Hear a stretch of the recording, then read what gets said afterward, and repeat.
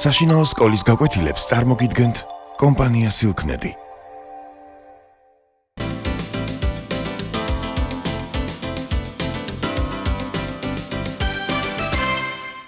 გამარჯობა, გაკვეთილის თემაა პერიოდულობის კანონის აღმოჩენა, პერიოდული სისტემა და მისი სტრუქტურა. პერიოდული სისტემა აღმოჩენილ იქნა დიმიტრი მენდელეევის მიერ 19 საუკუნეში, კერძოდ 1869 წელს.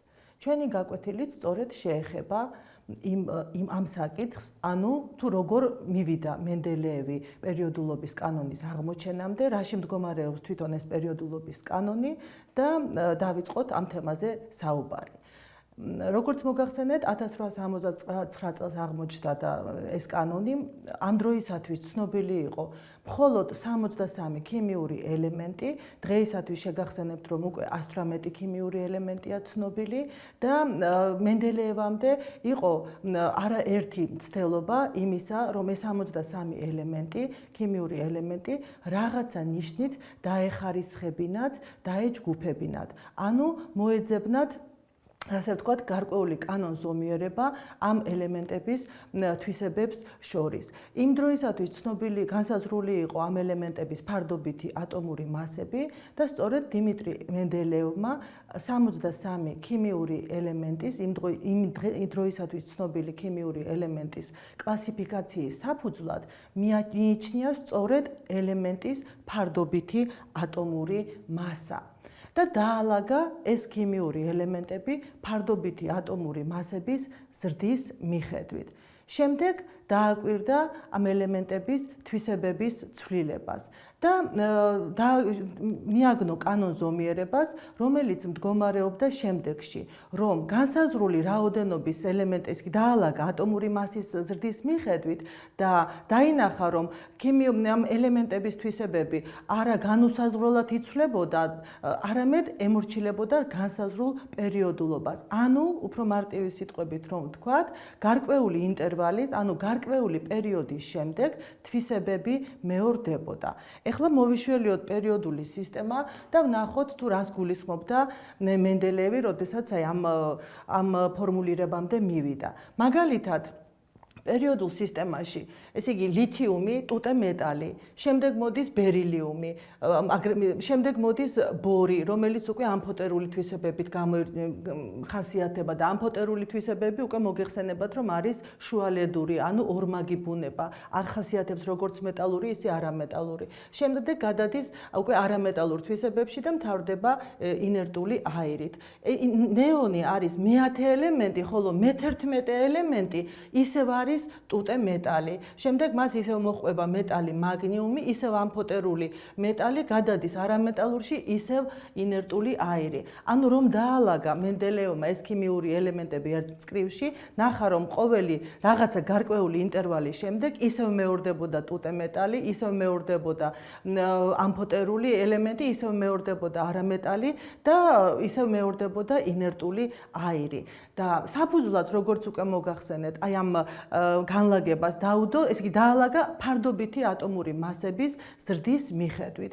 თუმცა და თანაც ადარებდა ქიმიურ თვისებებს და ვარაუდობდა და გამოთქვა ჰიპოთეზა, რომ პერიოდულად მეორდება, ესე იგი ამ ელემენტების ქიმიური თვისებები, თუმცა წააწყდა გარკვეულ წინააღმდეგობას. მაგალითად, იმ დროისათვის, როდესაც იგი პერიოდულობის კანონის აღმოჩენაზე მუშაობდა, ელემენტი ბერილიუმი, რომელიც მეოთხე ელემენტია პერიოდულ სისტემაში, მისი ფარდობითი ატომური მასა იყო 13.5.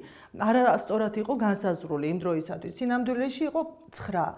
მენდელეევმა ივარაუდა, რომ ბერილიუმის ფარდობითი მასა არ იყო სწორად განსაზღვრული და ამიტომ მიუხედავად იმისა, რომ ასეთი რიცხვითი მნიშვნელობა ჰქონდა ბერილიუმის მასას, მაინც მიაკუთვნა მას მეოთხე ადგილი პერიოდულ სისტემაში. შემდგომში მართლაც გასწორდა ეს ფარდობითი ატომური მასა და მართლაც დადგინდა კიდევ ერთხელ დადასტურდა მენდელეევის მსჯელობის და ჰიპოთეზის სისწორე. კიდევ რამოდენიმე წინააღმდეგობას წააწყდა. ესე იგი, აქ მთავარი არის პრინციპი. მენდელეევმა ყველა ელემენტის ქიმიური თვისებების განსაზღვრელ ცნებად შემოიტანა ფარდობითი ატომური მასა. ესე იგი, თქვა, ფარდობითი ატომური მასა იყო გამსაზღვრელი ქიმიური ელემენტისათვის და დაალაგა რა აი ამ კრიტერიუმით ბერილიუმის გარდა წააწყდა კიდევ რამოდენიმე წინააღმდეგობას.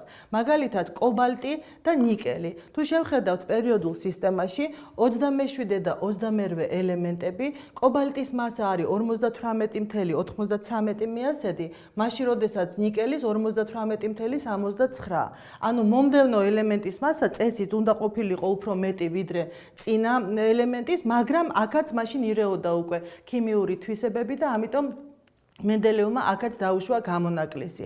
ანალოგიური, ანუ თქვა, ივარაუდა, რომ ფარდობითი ატომური მასა არ არის სწორად განსაზღვრული. მიაქციეთ თუ შეიძლება ყურადღება, აქცენტი რაზე კეთდებოდა, როდესაც მენდელეევი აი ამ პერიოდულობის კანონის აღმოჩენაზე მუშაობდა. ანუ საკვანძო სიტყვა, საკვანძო ფრაზა ეს არის ფარდობითი ატომური მასა. ესე იგი, ამოსავალ წერტილად იყო მიჩნეული ფარდობითი ატომური მასა. ესე იგი, ეს კობალტს და ნიკელს რაც შეეხებოდა. იგივე ანალოგიური გამონაკლისი არის არგონისა და კალიუმის შემთხვევაში. არგონი ინერტული აირი, მე-18 ელემენტი და მისი ფარდობითი ატომური მასა არის 29,95 მიასედი. მომდევნო ელემენტის უნდა ყოფილიყო უფრო მეტი, მაგრამ კალიუმის ფარდობითი ატომური მასა არის 39,10. ესე იგი, რომ დაელაგებინა მასების ზრდის მიხედვით, ყველაზე უფრო ძლიერი მეტალი, ტუტე მეტალი კალიუმი მოხვდებოდა ინერტული აირების ქვეჯგუფში და არგონი კი მოხვდებოდა ტუტე მეტალების ქვეჯგუფში და სრულიად ირღვეოდა უკვე თვისებების პერიოდულობა და აქაც იქნა დაშვებული გამონაკლისი. და ბოლო ტელური და იოდი. ტელური და იოდი, იოდი მოგეხსენებათ არის ჰალოგენი, 153 ელემენტი და მისი ფარდობითი ატომური მასა არის 126,9 და ტელურის 127,60. ანუ წინა ელემენტის ფარდობითი ატომური მასა უფრო მეტია ვიდრე მომდევნოსი. მიუხედავად რატომ დაუშვეს ეს გამონაკლისი, წინააღმდეგ შემთხვევაში იოდი ჰალოგენების ოჯახიდან იქნებოდა ამოვარდნილი და მოხვდებოდა ტელურის ადგილას, ტელური კი იოდის ადგილას. ანუ იმ დროისათვის არ იყო ცნობილი იმ ატომში შემავალი ნაწილაკების არსებობა, პროტონის, ნეიტრონის და ელექტრონის და ამოსავალი წერტილი, რადგანაც იყო ფარდობითი ატომური მასა, მენდელეევმა უბრალოდ გამოთქვა ვარაუდი, რომ ალბათ ამ ელემენტების ატომური მასები არ არის სწორად განსაზღვრული. თუმცა უკვე შემდგომში აღმოჩნდა, რომ ეს ქიმიური ელემენტი და ჩამოაყალიბა პერიოდულობის კანონი. ესე იგი, პერიოდულობის კანონის ორი ფორმულირება არსებობს. ერთი მენდელეევის მიერ ჩამოყალიბებული პერიოდულობის კანონი და იგი მდგომარეობს შემდეგში, რომ ქიმიური ელემენტების თვისებები, აგრეთვე ამ ელემენტებიდან წარმოქმნილი ნივთიერებების, როგორც მარტივი რთული ნივთიერებების ფორმები და თვისებები, პერიოდულ დამოკიდებულებაშია ატომური მასის სიდიდესთან. ეხლა მე მოგახსენეთ, რომ ამ კანონს თან ახლდა გარკვეული გამონაკლისები. ანუ ატომური მასის სიდიდის ზრდასთან ერთად იქ რაღაც გარკვეული გამონაკლისები იყო, ამაზე აღარ გამვეორდებით, ხოლო თანამედროვე ფორმულირება კი პერიოდულობის კანონის არის უკვე დაკავშირებული არა ფარდობით ატომურ მასასთან, განსხვავებით მენდელეევის მიერ ფორმულირებული კანონისგან, არამედ უკვე ატომბირთვის მუხტის სიდიდესთან. ანუ რას ნიშნავს ეს, რომ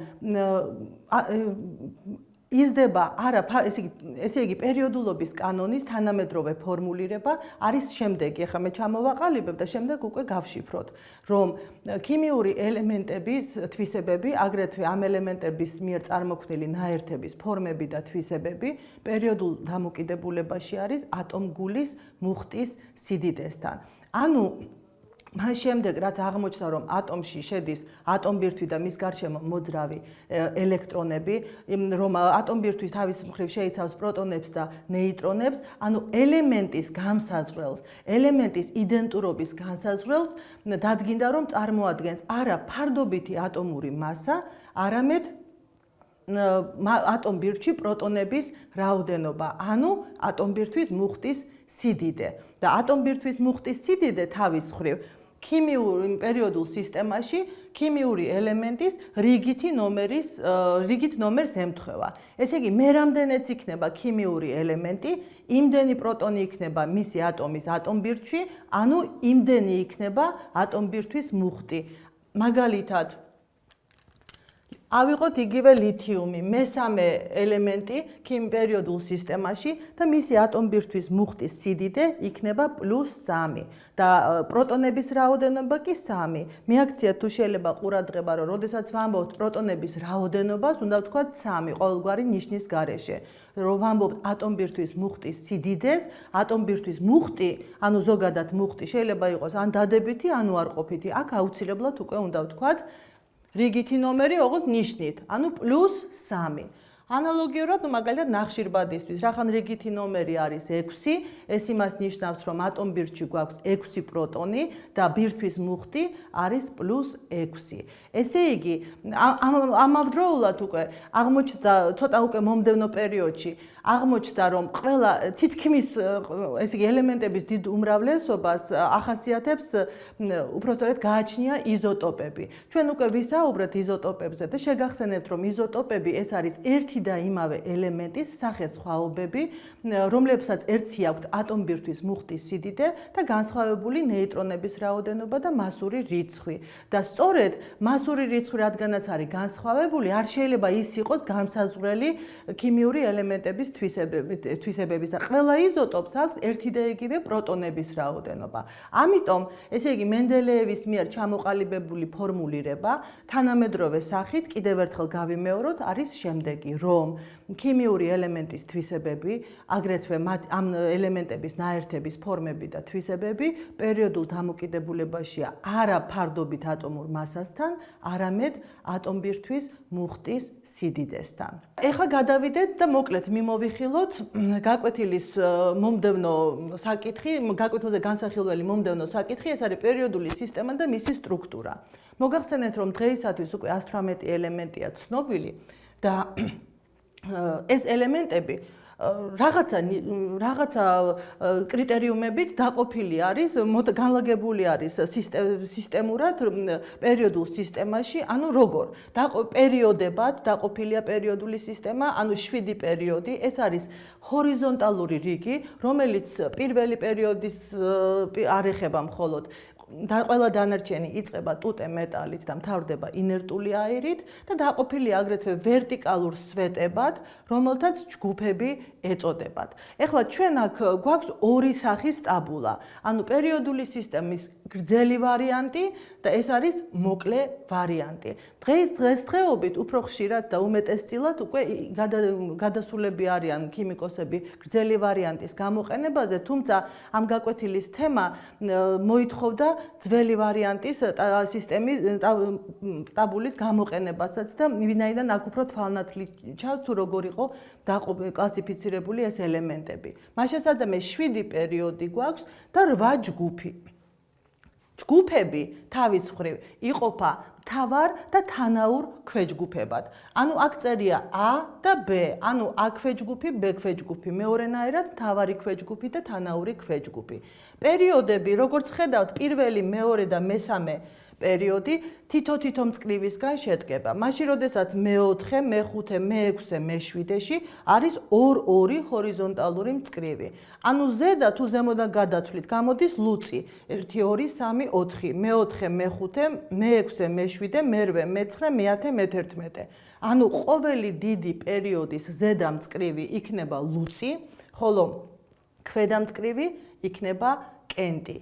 და კიდევ რა შეიძლება ვთქვათ, რომ მთავარი, ესე იგი ჯგუფებში მოგახსენეთ, რომ არის მთავარი ქვეჯგუფი, თანაური ქვეჯგუფი და მთავარ ქვეჯგუფში შედის როგორც მცირე, ისე დიდი პერიოდის ელემენტები, ხოლო თანაურ ქვეჯგუფში, რომელშიც მაგალითად პირველი ჯგუფის თანაურ ქვეჯგუფს თუ განვიხილავთ სპილენძი, ვერცხლი, ოქრო. აი ეს ელემენტები უკვე დიდი პერიოდის ელემენტებია. პერიოდი ეს არის ჰორიზონტალური რიგი, რომელიც იწყება ტუტე მეტალით და მთავრდება ინერტული აირით გამონაკლისი არის პირველი პერიოდი, რომელიც ორი ელემენტისგან შედგება და აქ წყალბადუტე მეტალის მაგივრად წყალბადია პირველი ელემენტი პერიოდის და ჰელიუმი ინერტული აირი. ესე იგი, პირველ პერიოდში გვაქვს ორი ელემენტი, მეორეში და მესამეში გვაქვს 8. მოგახსენეთ, რომ ესენი არიან მცირე პერიოდები. რაც შეეხება დიდ პერიოდებს, აქ გვაქვს უკვე 18 ელემენტი. აქაც მუშაობს წესი, რომ პერიოდი იწყება ტუტე მეტალით და მთავრდება ინერტული აირით. შემდეგ გაკვეთილზე უკვე განვიხილავთ ელემენტების თვისებების დამოკიდებულებას და თუ რას გვიჩვენებს რიგითი ნომერი და ადგილმდებარეობა პერიოდულ სისტემაში, ჩვენ მიმოვიხილეთ მოკლედ პერიოდული სისტემა, შევეხეთ პერიოდულობის კანონის აღმოჩენას და მის თანამედროვე ფორმულირებასაც. ჩვენი გაკვეთილი დასრულდა, მადლობთ ნახვამდის.